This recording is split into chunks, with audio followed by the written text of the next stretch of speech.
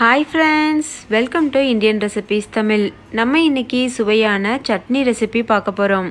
அதுவும் வெங்காயம், தக்காளி, தேங்காய் எதுவுமே இல்லாம வீட்ல இருக்கக்கூடிய பொருட்களை வச்சு சட்னி செய்யக்கூடிய ஒரு சட்னி ரெசிபி. ரொம்ப புதுவிதமான சட்னியாவும் இருக்கும். புதிதா சுவைத்த மாதிரியும் இருக்கும். ஒரே மாதிரி தக்காளி சட்னி தேங்காய் சட்னி சாப்பிட்டு போர் அடிச்சிருக்கோம். ஸோ அந்த சமயத்தில் இந்த மாதிரி டிஃப்ரெண்ட்டான சட்னி ரெசிபி ரெடி பண்ணிங்கன்னா வீட்டில் இருக்கக்கூடிய எல்லாரும் ரொம்ப என்ஜாய் பண்ணி சாப்பிடுவாங்க. முக்கியமாக இந்த மாதிரி நம்ம வீட்டுக்குள்ளேயே இருக்க சமயத்தில், அதாவது கடைக்கு போக முடியாமல் எந்த பொருட்களும் வாங்க முடியாமல் இருக்கக்கூடிய சமயத்தில் இந்த சட்னி ரெசிபி உங்கள் எல்லாருக்கும் ரொம்ப யூஸ்ஃபுல்லாக இருக்கும். கண்டிப்பாக எல்லார் வீட்லேயுமே இட்லி மாவு வச்சுருப்போம். ஸோ சட்னி செய்கிறதுக்கு வெங்காயம் தக்காளி தேவையேன்னு சொல்லி கஷ்டப்படுவோம். இனி அந்த கஷ்டம் உங்களுக்கு தேவையில்லை. ஃப்ரெண்ட்ஸ், வீட்டில் இருக்கக்கூடிய பொருட்களை வச்சு இந்த சட்னியை இன்றைக்கே ரெடி பண்ணுங்கள். ஃப்ரெண்ட்ஸ், வீடியோடைய கடைசியில் இன்னொரு சூப்பரான சட்னி ரெசிபியும் உங்களுக்கு காத்திருக்கு. அதனால் வீடியோ ஸ்கிப் பண்ணாமல் ஃபுல்லாக பாருங்கள். அந்த சட்னி மதுரை ஸ்டைலில் ஒரு சூப்பரான கார சட்னி. ஸோ அதையும் ட்ரை பண்ணுங்கள். இப்போ வாங்க ஃப்ரெண்ட்ஸ், வீடியோக்குள்ளே போய் இந்த சட்னி ரெசிபி எப்படி செய்கிறதுன்னு பார்க்கலாம். வீடியோக்குள்ளே போகிறதுக்கு முன்னாடி இன்றைக்கான 2 பெஸ்ட் கமெண்ட்ஸ் பார்த்துடலாம். ஃபஸ்ட்டு கமெண்ட், நோய் எதிர்ப்பு சக்தியை அதிகரிக்கிறதுக்கு ஒரு பவுடர் ரெசிபி அப்லோட் பண்ணியிருந்தோம். அதில் துரைபாண்டி தேன்மொழி அப்படின்ற சிஸ்டர் கமெண்ட் பண்ணியிருக்காங்க. Sister, thanks. This is correct situation to prepare your valuable immune power powder.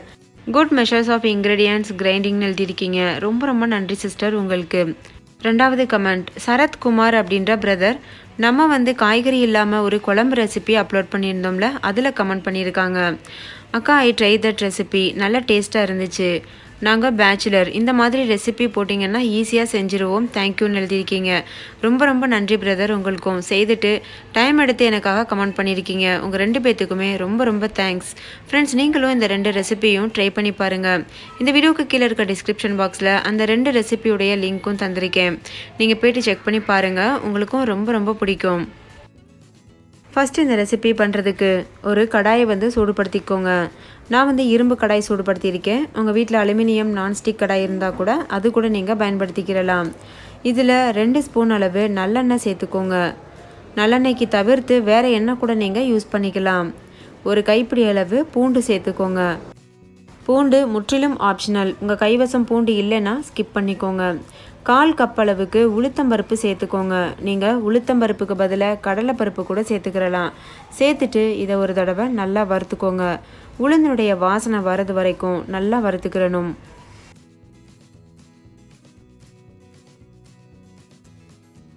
உளுந்து இப்போது நல்லா வறுபட்டிருக்கு. இது கூட 1 கப் அளவு கடலை சேர்த்துக்கோங்க.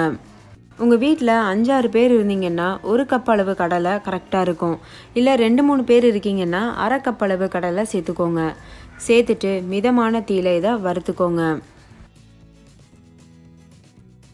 ஃப்ரெண்ட்ஸ், நீங்கள் வறுத்த கடலை இல்லை வறுக்காத கடலை 2த்தில் எது வேணால் யூஸ் பண்ணிக்கிறலாம். நான் இன்றைக்கி வறுக்காத கடலை யூஸ் பண்ணியிருக்கிறேன்.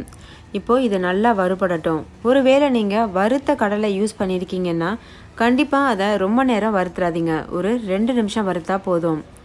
இப்போ இது கூட ஒரு 1/4 கப் அளவு பொட்டுக்கடலை சேர்த்துக்கோங்க. பொட்டுக்கடலை சேர்த்துட்டு நல்லா வறுத்துக்கோங்க. 1 கப் கடலைக்கு 1/4 கப் அளவு பொட்டுக்கடலை கரெக்டான ரேஷியோவாக இருக்கும். கடலை ஓரளவுக்கு நல்லா வறுபட்டுருச்சு. இது கூட 1 ஸ்பூன் அளவு மிளகாத்தூள் சேர்த்துக்கோங்க. உங்கள் காரத்துக்கு தகுந்த மாதிரி நீங்கள் மிளகாத்தூளுடைய அளவை அதிகப்படுத்திக்கிறலாம் இல்லை குறைச்சிக்கிறலாம். இப்போது இதை நல்லா வறுத்துக்கிறணும். இப்போ இது கூட தேவையான அளவு உப்பு சேர்த்துக்கோங்க. சேர்த்துட்டு மறுபடிக்கும் நல்லா வறுத்துக்கோங்க. தீயை மிதமாகவே வச்சுக்கோங்க. அதிகமாக வச்சிங்கன்னா உளுத்தம்பருப்பு கரைஞ்சி போயிடும். இப்போ இது கூட புளி கரைசல் சேர்த்துக்கோங்க. நான் ஒரு 1/2 கப் அளவு புளி கரைசல் சேர்க்குறேன். ஒரு சின்ன நெல்லிக்காய் சைஸ் அளவு புளி எடுத்து தண்ணியில் ஊற வச்சு நல்லா கரைச்சி வச்சுருக்கேன். அதை இப்போது சேர்த்துருக்கேன். சேர்த்துட்டு ஒரு தடவை நல்லா மிக்ஸ் பண்ணிவிட்டு ஸ்டவ் ஆஃப் பண்ணிடுங்க. புளி கரைசல் சேர்த்துட்டு ஒரு 30 செகண்ட் மட்டும் அடுப்பில் இருந்தால் போதும். அதுக்கப்புறம் நீங்கள் ஸ்டவ் ஆஃப் பண்ணிடணும். ஸ்டவ் ஆஃப் பண்ணிவிட்டு இது நல்லா ஆறுனதுக்கப்புறமா இது எல்லாத்தையுமே, அதாவது இந்த புளி தண்ணியோடையே சேர்த்து மிக்ஸி ஜாரில் சேர்த்துக்கோங்க. பாருங்கள், மிக்ஸி ஜாரில் சேர்த்துருக்கேன். சேர்த்துட்டு இது போல் நல்லா நைஸாக அரைச்சிக்கோங்க. தேவையான அளவு தண்ணி சேர்த்து நல்லா நைஸாக அரைச்சிக்கிறணும். பாருங்கள், இந்த மாதிரி. இப்போ இதை நம்ம தாளித்து கொட்ட வேண்டியது மட்டும்தான் பாக்கி இருக்குது. தாளித்து கொட்டிட்டோன்னா நம்மளுடைய சட்னி சூப்பராக தயாராகிடும். தாளிக்கிறதுக்கு ஒரு சின்ன தடுக்கா பேன் வச்சுக்கோங்க. அதில் கொஞ்சம் போல் நெய் இல்லைன்னா எண்ணெய் சேர்த்துக்கோங்க. சேர்த்துட்டு ஒரு 4-5 வரமிளகாய் சேர்த்துக்கோங்க. கொஞ்சம் போல் கடுகு அதையும் சேர்த்துட்டு நல்லா பொரிய விடுங்க. கூடவே கொஞ்சம் போல் சீரகம் சேர்த்துக்கோங்க. சீரகம் வந்து ஆப்ஷனல். சிலருக்கு சட்னியில் சீரகம் இருக்கிறது பிடிக்காது. ஸோ வந்து நீங்கள் ஸ்கிப் பண்ணிக்கிறலாம். இது நல்லா பொரியட்டும். அந்த மிளகா நல்லா வந்து பொரிஞ்சு ஒரு பிளாக் கலரில் வரது வரைக்கும் நல்லா வேக விடுங்க. இப்போ இது கூட கொஞ்சம் போல் பெருங்காயத்தூள் சேர்த்துக்கோங்க. பெருங்காயத்தூளை எண்ணெயில் தாளித்து அதை சட்னியில் கொட்டும்போது நல்ல ஒரு கமகமன்னு வாசனை வரும். இப்போ இதை நல்லா கலந்துக்கோங்க. அவ்வளோதான் ஃப்ரெண்ட்ஸ். இப்போ தாளிதம் வந்து சூப்பராக ரெடி ஆயிடுச்சு. இப்போ இதை நம்ம சட்னி கூட சேர்த்துடணும். ஸ்டவ் ஆஃப் பண்ணியாச்சு. இப்போ ஒரு பேனில் நம்ம ஏற்கனவே அரைச்சி வச்ச சட்னியை சேர்த்துக்கோங்க. சேர்த்துட்டு இது கூட நம்ம தாளித்து வச்சுருக்கிற மிளகா, அதுக்கப்புறம் கடுகு, சீரகம் இதெல்லாம் சேர்த்துருங்க. சேர்த்துட்டு இதையும் நல்லா மிக்ஸ் பண்ணிக்கோங்க. இந்த டைமில் உங்களுக்கு தேவைன்னா நீங்கள் உப்பு கூட சேர்த்துக்கிறலாம். சுவை பார்த்துட்டு தேவையான அளவு உப்பும் சேர்த்து நல்லா கலக்கிட்டு இட்லி, தோசை, சப்பாத்தி கூடலாம் வச்சு சாப்பிடும்போது அட்டகாசமான காம்பினேஷனாக இருக்கும். இது வரைக்கும் நீங்கள் சுவைக்காத ஒரு புதுவித சட்னி ரெசிபியாக இருக்கும். ஃப்ரெண்ட்ஸ், தாளிக்கும் போது நான் கருவேப்பிலை சேர்க்கலை. உங்களுக்கு ஆசையாக இருந்ததுன்னா நீங்கள் கருவேப்பிலை சேர்த்து தாளித்து அதுக்கப்புறம் சட்னியில் கொட்டிடுங்க. அப்போ அது இன்னும் நல்லா கமகமன்னு வாசனையாக இருக்கும். கைவசம் கருவேப்பிலை இருந்ததுன்னா கண்டிப்பாக சேர்த்துக்கோங்க.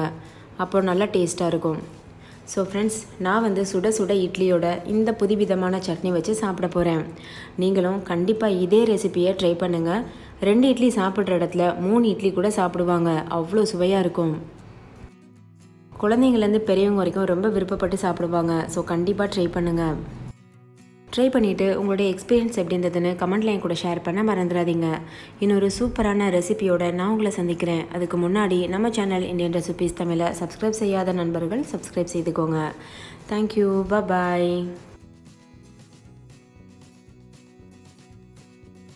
இன்றைக்கி நம்ம ரொம்ப காரசாரமான நல்ல டேஸ்டான ஒரு மிளகாய் சட்னி தான் வந்து செய்ய போகிறோம்.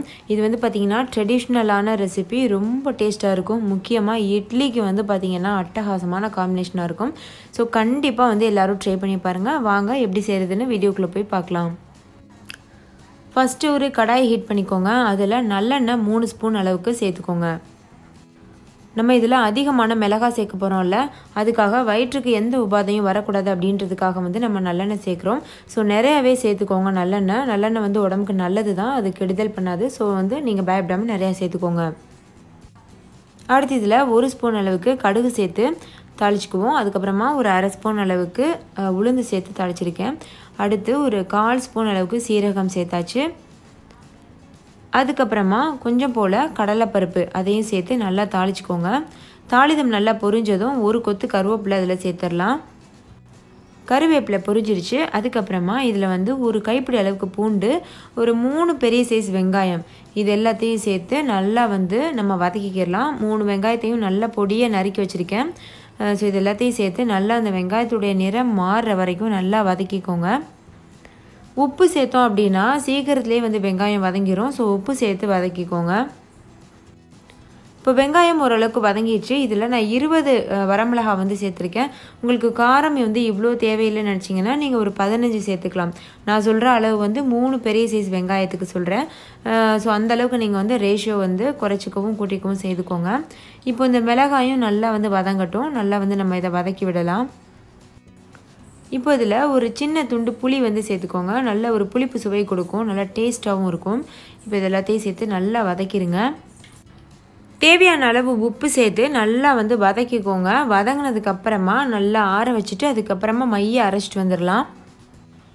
ஓகே ஃப்ரெண்ட்ஸ், இப்போ பாருங்கள் நல்லா வதங்கிடுச்சு. வெங்காயத்தோட கலர்லாம் நல்லா சேஞ்ச் ஆகி வந்திருக்கு. இந்த சமயத்தில் நம்ம ஸ்டவ் ஆஃப் பண்ணிவிட்டு நல்லா இதை ஆறட்டும். ஆற வச்சுட்டு அதுக்கப்புறமா மிக்சியில் நைஸாக அரைச்சிட்டு வந்துடலாம்.